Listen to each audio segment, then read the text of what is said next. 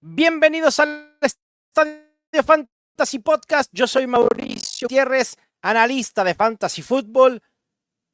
El episodio pasado hablamos de quarterbacks y running backs que había que evitar en Fantasy Football. Y en esta ocasión vamos a complementar ese episodio hablando de los wide receivers y tight ends que muy probablemente no voy a tener en mis ligas de fantasy y que no quiero que ustedes cometan el error de seleccionarlos en el lugar en el que se están yendo en estos momentos.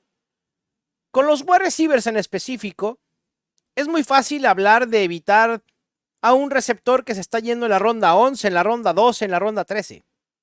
Hay una razón por la cual se está yendo en ese rango. No, aquí vamos a hablar de nombres importantes, de wide receivers que se están yendo entre la ronda 2 y la ronda 4.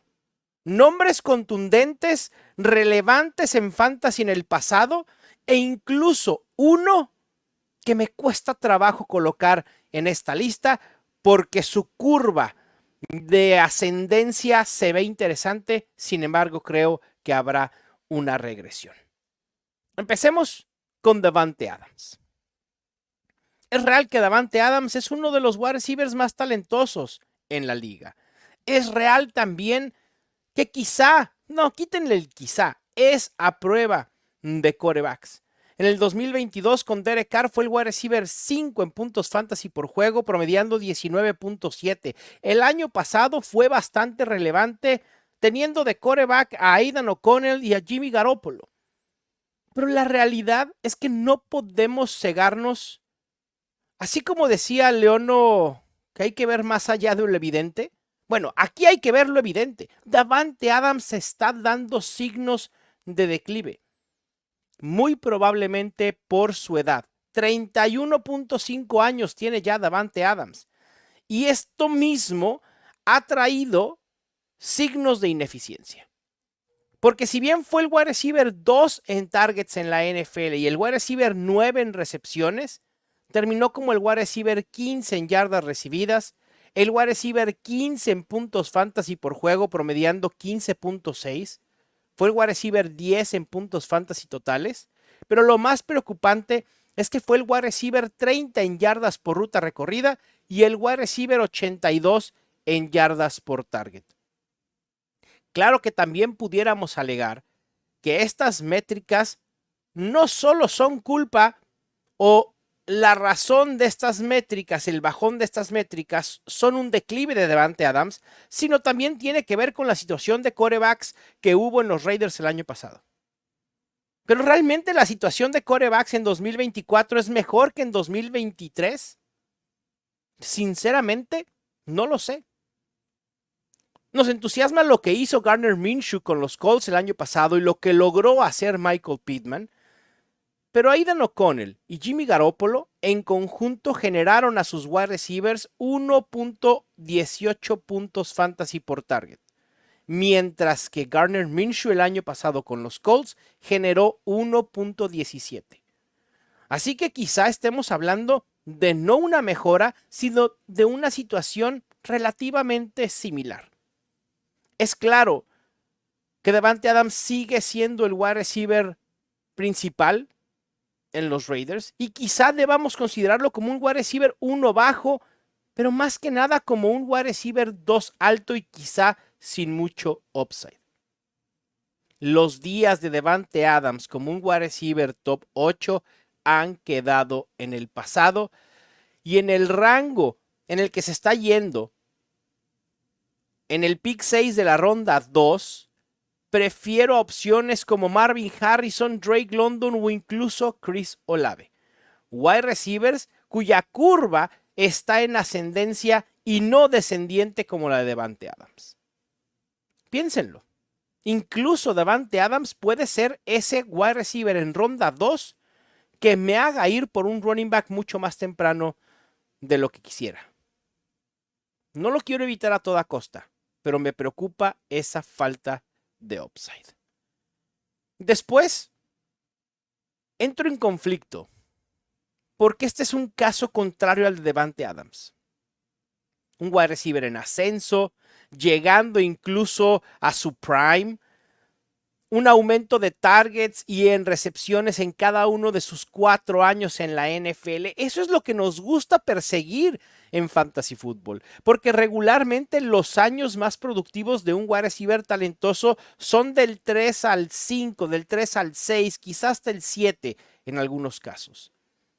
El 2023 fue su mejor año en targets con 156, en recepciones con 109, en yardas recibidas con 1152. Pero la realidad es que puede ser víctima de un cambio de quarterback en su equipo. Ese wide receiver es Michael Pittman. Michael Pittman fue una joya el año pasado. Cuando quizá no dábamos ni un peso por su año de explosión ligado a Gardner Minshew, Michael Pittman demostró el talento que tiene.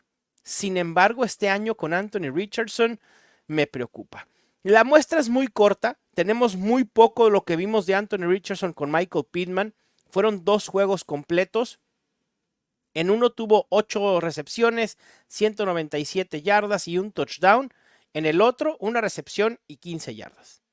Un 26.2% de target share para Pittman con Anthony Richardson realmente no está nada mal. Y miren que no estoy diciendo que Gardner Minshew sea mejor opción que Anthony Richardson como quarterback en la NFL, porque para Fantasy sabemos el potencial que tiene el quarterback de los Colts. Pero el estilo propiamente de Anthony Richardson pudiera traer como consecuencia un bajón en intentos de pase en esta ofensiva. Pittman perfila para ser un sólido wide receiver 2, pero sin el upside o el aumento de producción que estaba teniendo en cada uno de sus años en la NFL. Más que dar un brinco hacia wide receiver top 12, como quizá era lo esperado en su evolución, es posible que dé un ligero brinco hacia atrás. No es una mala opción como un wide receiver que tiene un piso estable, un techo pero sin techo. Un piso estable, pero sin upside. Y lo mismo quizá pase con uno de mis jugadores favoritos a draftear en 2023.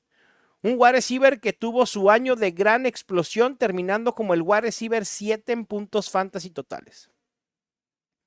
Pero la realidad es que DJ Moore perfila más este año para ser un wide receiver 2 medio que un wide receiver top 12 nuevamente.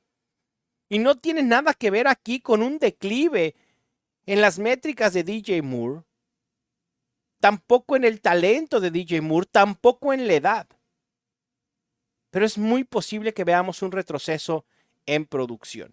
Y esto a pesar de que perfila para estar en una mejor situación. Es un caso muy raro este del DJ Moore, porque tenemos mejora en la posición de quarterback, tenemos un cambio de coordinador ofensivo que pudiera traer como consecuencia una explosión en esta ofensiva, ¿no? De los Bears, pero que DJ Moore se ve inmiscuido en una situación complicada porque hay demasiadas bocas que alimentar, demasiadas opciones aéreas que complican que pueda replicar los 136 targets y el 28.9% de target share que tuvo el año pasado.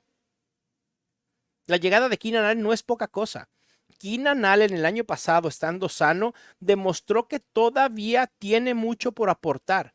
Y Rome Odunze es un wide receiver novato con muchísimo talento. Sí veo probable que DJ Moore pueda generar nuevamente al menos 1000 yardas recibidas, pero va a quedar ahí 1090, 1080. Las va a sobrepasar por muy poco. Pero va a estar muy lejos de poder tener casi 100 recepciones como lo hizo en 2023. De hecho, en 2024 estimo tenga un 21% de target share, lo cual es un considerable bajón de casi 8% respecto de lo que tuvo el año pasado. Tengan cuidado con DJ Moore. Los números entre los 3 wide receivers de los Bears, puede que no exista mucha diferencia entre ellos. Va a ser muy difícil de predecir la producción cada semana de este ataque aéreo. Y algo similar sucede en los Texans. Y aquí la alerta va para Stefon Diggs. Yo lo que he escuchado, lo que he leído, es mucho positivismo en que el cambio de Stefon Diggs le venga bien. Pero la verdad es que es muy claro que tuvo un bajón considerable en sus métricas y que si bien ahora sí llega a una muy buena ofensiva, pero es una ofensiva donde no será quien tenga la mayoría de los targets como sucedía en los Bills. En 2023 no logró ser top 12, terminó como wide receiver 15 y eso que fue el wide receiver 8 en targets y el wide receiver 9 en target share con un 29.5%. Su volumen estará lejos de esos rangos en 2024. Le proyecto alrededor de 40 targets menos. Quizá veamos a un número cercano a los 120 targets para Stefon Diggs con los Texans y un bajón de casi 10% de target share para quedar en un 20%. Con ese volumen va a ser muy complicado que Stefon Diggs pueda tener números de wide receiver 2 medio. Cuando todos estén sanos en los Texans, así como sucede en los Bears, va a ser muy difícil de predecir la producción cada semana.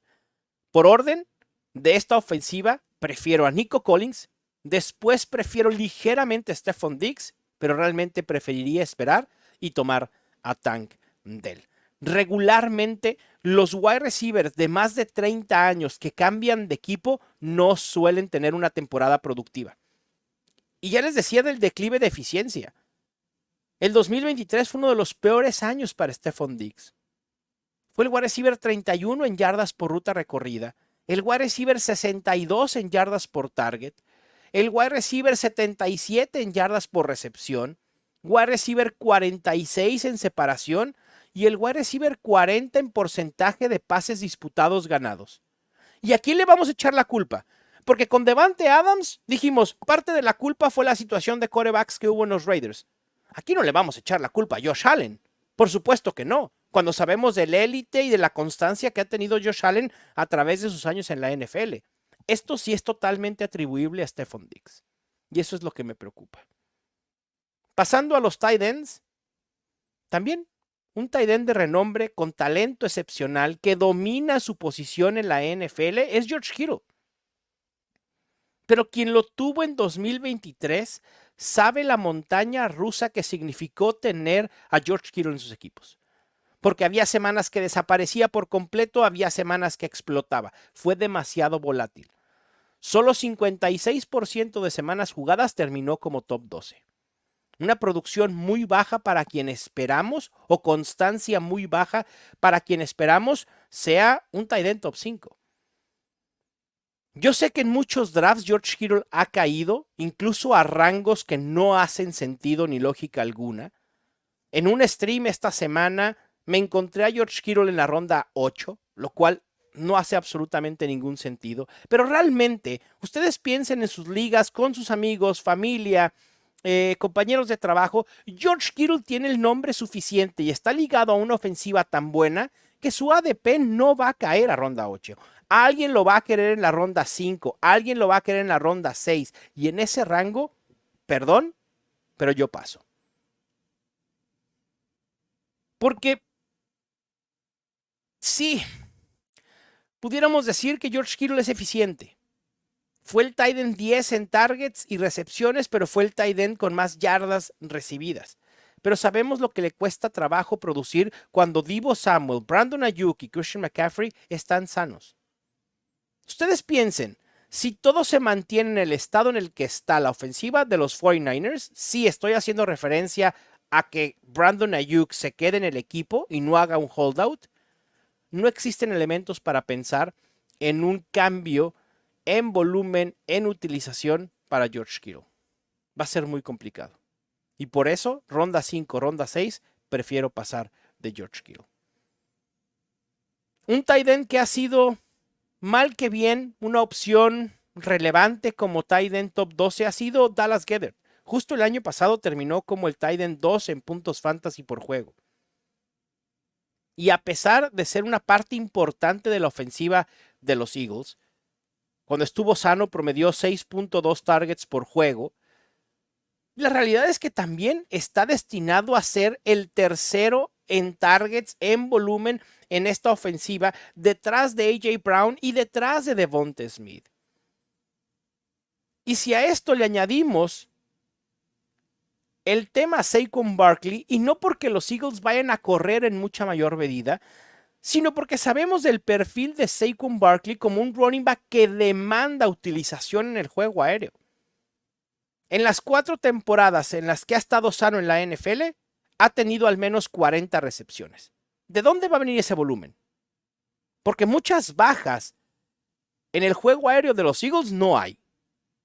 Van a tener que venir algunos a costa de A.J. Brown, otros a costa de Devonta Smith y otros a costa de Dallas Goedert. Y el mayor afectado va a ser Dallas Goedert, porque si a ese bajón en volumen le añadimos que su eficiencia también está a la baja, contrario a lo que sucede con A.J. Brown y Devonta Smith, pues entonces lo de Dallas Goedert se ve complicado. Fue el tight end 19 el año pasado en yardas por ruta recorrida, el tight end 24 en yardas por target, también el 24 en yardas por recepción y el tight end 22 en puntos fantasy por target. Si quieren esperar para elegir tight end, creo que hay mejores opciones con más upside que el tight end de los Philadelphia Eagles. Y por último voy a hablar de Dalton Schultz. El año pasado hice una comparativa muy interesante de cómo el rol de Dalton Schultz en los Texans iba a ser casi exactamente igual al que había tenido en los Cowboys. La utilización, la producción, el estilo de la ofensiva le venían bien a Dalton Schultz. Y sucedió. Se benefició de estar ligado a una buena ofensiva, a CJ Stroud. Fue tight end 12 en targets, recepciones y yardas recibidas. Terminó como el tight end 10 en puntos fantasy totales. Pero la situación lo es todo. Y la situación de los Texans sí ha mejorado en términos de NFL, pero para Dalton Schultz se le ha complicado. 2024 será muy complicado de replicar esos números por la competencia de targets. Por las mismas razones que hablamos con Stefon Diggs, aplican para Dalton Schultz. Dalton Schultz pasará de ser la tercera opción para CJ Stroud a ser la cuarta opción. Quizá quinta opción. Su target share pudiera estar por debajo del 15% y pareciera no estar lejano a lo que tuvo el año pasado, pero sí es significativo. En 2023 tuvo un target share de 17.5%. Ese 2.5% significan varios targets por juego menos para Dalton Schultz. Tengan cuidado. Les mando un fuerte abrazo. Yo soy Mauricio Gutiérrez y esto fue El Estadio Fantasy Podcast.